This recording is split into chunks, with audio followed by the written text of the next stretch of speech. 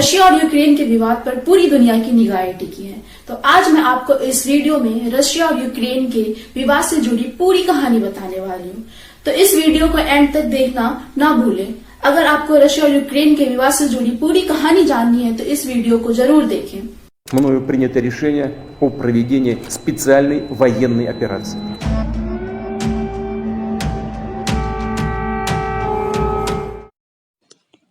चौबीस फरवरी 2022 से रशिया ने यूक्रेन पर सैन्य आक्रमण शुरू कर दिया है। रशिया के राष्ट्रपति व्लादिमीर पुतिन ने इसे स्पेशल मिलिट्री ऑपरेशन कहा है, लेकिन हमले के पैमाने से यह साफ पता चलता है कि ये युद्ध है। Паника, истерика, слезы. Как у нас пламя было выше дома. We're like in a cellar. I'm not sure if it's like deep enough to help us to survive. Russian सैनिकों और टैंकों ने यूक्रेन की सभी सीमाओं में प्रवेश कर लिया है। यूक्रेन की राजधानी कीव सहित सभी शहरों पर हमले हो रहे हैं। कीव पुतिन का मुख्य लक्ष्य बना हुआ है। यूक्रेन के बहुत से नागरिक मेट्रो स्टेशन और बेसमेंट में रह रहे हैं। हफ्ते भर से चल रही इस लड़ाई में सैकड़ों नागरिक यूक्रेन छोड़ जा चुके हैं और आधे मिलियन से अधिक यूक्रेनियों को अपने घर से भागने के लिए मजबूर किया जा रहा है। Целиком и полностью была создана Россией. रशिया और यूक्रेन के बीच ये विवाद सन 1991 में शुरू हुआ और आज जंग का रूप ले चुका है। तो आज मैं आपको इस वीडियो में बहुत ही डिटेल में बताने वाली हूँ कि रशिया और यूक्रेन के बीच ये विवाद क्यों शुरू हुआ, क्यों रशिया यूक्रेन से इतनी नफरत करने लगा। इसके बहुत से कारण हैं, तो आपको इसको जानने के लिए इस वीडियो को पूरा देखना होगा।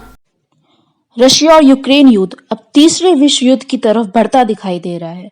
रशिया ने अपने और यूक्रेन के बीच आने वाले देशों को धमकी दी है, तो वहीं अमेरिका ने भी सख्त चेतावनी के साथ कहा है कि इसका अंजाम बहुत बुरा होगा।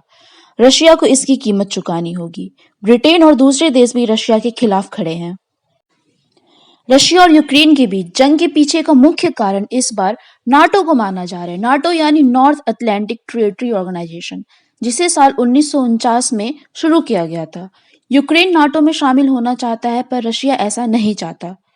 नाटो एक अंतरराष्ट्रीय संगठन है जो राजनीतिक और सैन्य साधनों के माध्यम से अपने सदस्य देशों को स्वतंत्रता और सुरक्षा की गारंटी देता है। इसे दूसरे विश्व युद्ध के बाद बनाया गया था। नाटो में कुल 30 देश हैं, जिसमें से 28 यूरोपीय देश और 2 उत्तरी अमेरिकी देश हैं। नाटो का हेडक्वार्टर ब्रुसेल्स है, जो बेल्जियम में स्थित है।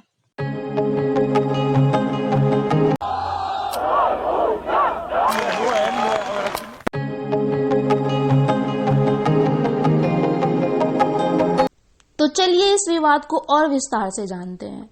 1991 में यूक्रेन ने रशिया से आजादी का ऐलान किया और रेफरेंडम से लियोनिद क्रेवचुक को राष्ट्रपति चुना गया। 1994 में लियोनिद क्रेवचुक को लियोनिद कुचमा ने चुनाव में हरा दिया। 1999 में लियोनिद कुचमा एक बार फिर से राष्ट्रपति चुने गए और उन पर चुनाव में नियम का उल्लंघन करने का आरोप लगाया गया। 2004 में रशिया के पक्षधर विक्टर यानुकोविच राष्ट्रपति बने और उन पर चुनाव में धांधली का आरोप लगाया गया। इस धांधली को लेकर काफी प्रदर्शन हुए, जिसे ऑरेंज रेवोल्यूशन के नाम से जाना जाता है। उसके बाद पश्चिम के पक्षधर विक्टर युशचेंको को राष्ट्रपति चुना गया। 2005 में विक्टर युशचेंको ने यूक्रेन में रशिया का दबदबा कम करने का संकल्प लिया। उन्होंने यूक्रेन को नाटो और ईयू में शामिल करने की बात कही। 2008 में नाटो ने यूक्रेन से वादा किया कि अब से आप हमारे गठबंधन का हिस्सा होंगे। 2010 में यानुकोविच ने राष्ट्रपति चुनाव में यूलिया टिमोशेंको को हरा दिया। 2013 में यानुकोविच ने यूएस के साथ ट्रेड वार्ता को सस्पेंड किया और रशिया के साथ ट्रेड समझौते किए, जिसे लेकर यूक्रेन की राजधानी कीव में बड़ा प्रदर्शन शुरू हो गया। 2014 में 14,000 से ज्यादा प्रदर्शनकारियों की मौत हो गई और फिर सांसद ने यानुकोविच को हटाने के लिए वोट किया, जिस कारण यानुकोविच यूक्रेन छोड़ रशिया भाग गए। यूक्रेन की क्रीमिया सांसद में लड़ाकों ने रशियन झंडा फहराया। रशिया ने 16 मार्च को इसे रेफरेंडम से रशिया में शामिल कर लिया। 2017 में यूक्रेन और ईयू यानी यूरोपियन यूनियन के बीच फ्री मार्केट ट्रेड की डील हुई, 2019 में यूक्रेन के ऑर्थोडॉक्स चर्च को आधिकारिक मान्यता मिली, जिस कारण रशिया बहुत ही नाराज हुआ। जून 2020 में IMF यानी इंटरनेशनल मॉनेटरी फंड ने $5 बिलियन की यूक्रेन की फाइनेंशियल हेल्प की। जनवरी 2021 में यूक्रेन ने अमेरिका से नाटो में शामिल होने की अपील की और फिर अक्टूबर 2021 में यूक्रेन ने बैरेक्टर TB2 ड्रोन का इस्तेमाल किया, जिस कारण रशिया उससे नाराज हो गया। नवंबर 2021 में रशिया ने यूक्रेन की सीमाओं पर सेनाओं की तैनाती बढ़ा दी। 7 दिसंबर 2021 में रशियन सैनिकों के यूक्रेन की सीमाओं पर संख्या बढ़ने पर जॉय बिडेन ने रशिया को चेतावनी दी और कहा कि अगर रशिया ने यूक्रेन पर हमला किया तो आर्थिक पाबंदियां लगेंगी। 10 जनवरी 2022 में यूक्रेन रशिया के विवाद के बीच यूएस और रशिया के डिप्लोमेट की वार्ता विफल हो गई। 14 जनवरी 2022 में यूक्रेन पर साइबर हमले की चेतावनी दी गई।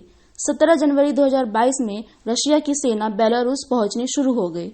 24 जनवरी 2022 में नाटो ने सेना का स्टैंड बाय पर रखना शुरू कर दिया। 28 जनवरी में पुतिन ने कहा कि रशिया की मुख्य मांग सुरक्षा थी, जिसे स्वीकार नहीं किया गया। 2 फरवरी 2022 में यूएस ने कहा कि वो 3000 अतिरिक्त सैनिकों को पोलैंड और रोमानिया भेजेगा। 4 फरवरी 2022 को पुतिन को चाइना का सपोर्ट मिला और चाइना ने कहा कि यूक्रेन को नाटो का हिस्सा नहीं बनना चाहिए।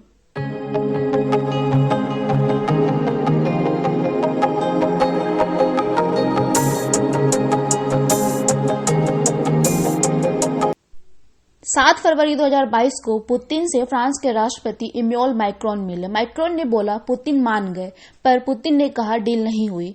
9 फरवरी 2022 को बिडेन ने कहा यूक्रेन पर रशिया कभी भी हमला कर सकता है, इसलिए अमेरिका ने अमेरिकी लोगों से यूक्रेन छोड़ने की बात कही। 15 फरवरी 2022 को रशिया ने कहा उसकी सेना वापस लौट रही है। 18 फरवरी 2022 को रशिया ने फिर से यूक्रेन की सीमा पर सैनिक बढ़ा दिए। 19 फरवरी 2022 को रशियन सैनिक ने परमाणु हथियारों का अभ्यास किया। 21 फरवरी 2022 को रशिया ने यूक्रेन के 2 हिस्से लुहांस्क और दोनेत्स्क को मान्यता दी और फिर 24 फरवरी को रशिया ने यूक्रेन पर स्पेशल मिलिट्री ऑपरेशन का ऐलान किया और जंग शुरू हो गई।